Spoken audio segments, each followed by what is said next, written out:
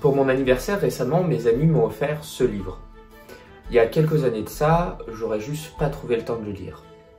Mais maintenant, je suis assez confiant dans le fait que je vais réussir à le lire, à la fois parce que c'est un sujet qui m'intéresse, le domaine de la productivité, mais aussi parce que j'ai réussi à mettre en place une routine de lecture quotidienne. Le problème pour la majorité d'entre nous, c'est que depuis le lycée, on a perdu l'intérêt et on a perdu aussi le sens de lire. Ça ne nous sert plus dans notre vie quotidienne et on n'en voit pas l'utilité. Et pourtant, on sait au fond de nous que lire, ça permet d'accéder à une source de savoir qui est quasi infinie. Par exemple, si on imagine une vidéo YouTube comme celle-ci, elle prend environ plusieurs heures de tournage, de montage et éventuellement d'investigation. Si on prend un podcast, il va prendre plusieurs jours pour faire venir la personne interviewée, pour lui poser des questions intéressantes et pour monter tout ça. Si on prend un livre, ça recueille l'information écrite par son auteur sur plusieurs années. Donc c'est vraiment un condensé d'informations brutes et c'est ça qui rend le livre aussi intéressant mais aussi indigeste également. Mais alors, comment prendre plaisir à lire et comment arriver à lire un petit peu quotidiennement sans se forcer? C'est ce que nous allons voir dans cette vidéo.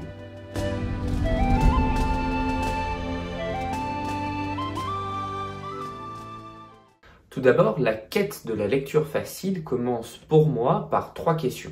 Pourquoi, où et comment? Le pourquoi, il est fondamental. C'est pourquoi vous avez envie de lire. Est-ce que vous voulez être plus cultivé? Vous voulez apprendre une nouvelle compétence? Ou simplement, vous voulez vous échapper de votre vie quotidienne et rêver? Être clair avec ses intentions, c'est le début. Comme ça, vous saurez quel livre choisir et vous ne vous forcerez pas à lire des livres qui ne sont pas alignés avec ce que vous avez envie de lire sur le moment.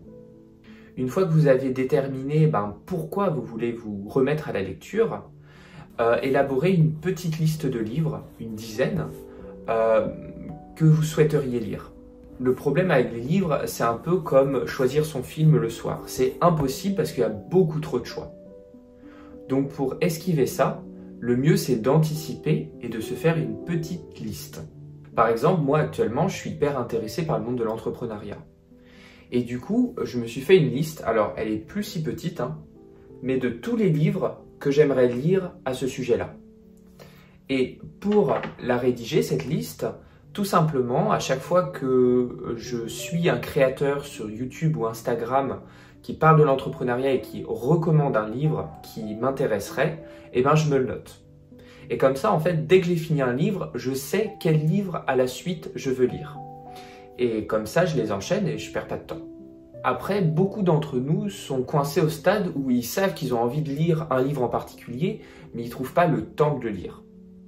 Là, on rentre dans le domaine de l'organisation, de la planification.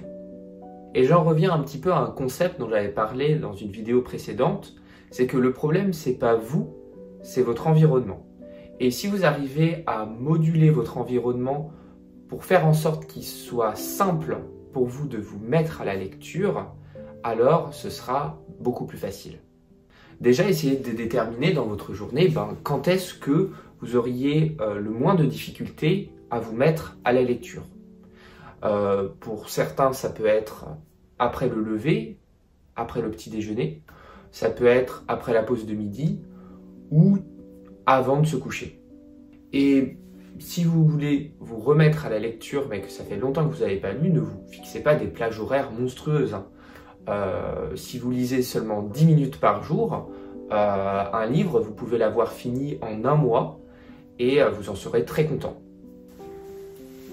Ensuite, maintenant que vous avez défini un moment en particulier, le but ça va être d'en faire une habitude, c'est-à-dire de le répéter à plusieurs reprises.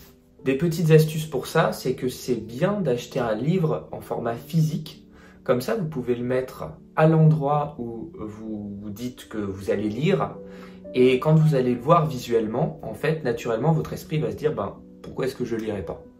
Par exemple, si vous voulez lire avant de vous coucher, vous pouvez poser votre livre sur votre oreiller, ou le matin sur la table de petit déjeuner. Et bien sûr, essayez dans la mesure du possible de couper les distractions. Par exemple, le soir, c'est très difficile de choisir entre un livre et une soirée Netflix, mais rien ne vous empêche de regarder un épisode de Netflix et de vous forcer à éteindre la télé après cet épisode. Et donc, vu que votre livre est à côté de vous, eh ben, naturellement, vous serez tenté de l'ouvrir. Donc, au final, la réponse à où et quand je lis, ça dépend beaucoup de vous, mais dites-vous qu'il faut essayer de faire en sorte que ce soit facile de vous y mettre et que 10 minutes suffisent amplement si vous voulez lire un petit peu tous les jours. Et maintenant, la question que vous pouvez vous poser, c'est finalement sur quel support je lis. Parce qu'on peut parler de livres physiques, de liseuses, de tablettes, de téléphones, voire de livres audio. Et bien sûr, chacun de ces supports a ses avantages et ses inconvénients. Prenons le livre physique par exemple. Le livre physique, c'est super agréable, c'est très doux au toucher, c'est très agréable à la lecture, il y a un confort visuel. Le problème, c'est qu'il peut être difficile de trouver le livre que l'on cherche et qu'il y a un délai qui peut être long entre le moment où on veut un livre et le moment où on le trouve, où on l'achète, où on le ramène chez soi, etc. Et ça, ce délai peut être une cause de friction tellement importante finalement qu'elle vous empêche de passer à l'action et de commencer la lecture. Alors pour ce qui est des tablettes, parce que c'est ce sur quoi j'ai l'habitude de lire actuellement, il y a plusieurs applications qui existent, mais les plus connues d'entre elles sont Kindle et le Bookstore de Apple. Donc Kindle, c'est cette application, c'est l'application d'Amazon.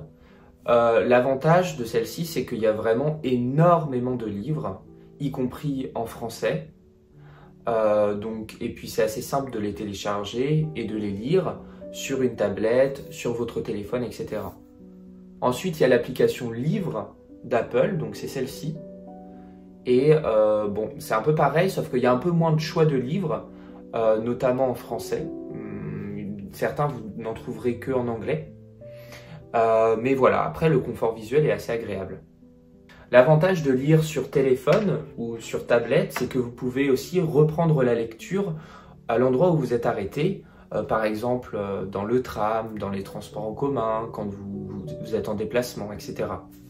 Et ça vous enlève la contrainte de devoir prendre votre livre avec vous et de devoir y penser. Alors pour ce qui est des liseuses, j'en avais acheté une par le passé, une liseuse de type Amazon. Les liseuses, c'est pas mal pour les mêmes avantages, donc vous pouvez l'emporter en déplacement assez facilement, vous pouvez reprendre la lecture où vous le souhaitez, et vous avez accès à presque tous les livres à acheter rapidement. Les petits inconvénients que je lui ai trouvés, et ce pourquoi je l'ai rendu, c'est que, d'une, il fallait prendre la liseuse avec soi, quelquefois on n'a pas envie de se trimballer avec un sac à dos, et ensuite parce que j'ai pas vraiment apprécié l'écran, que je trouvais moins agréable à la lecture qu'un livre physique.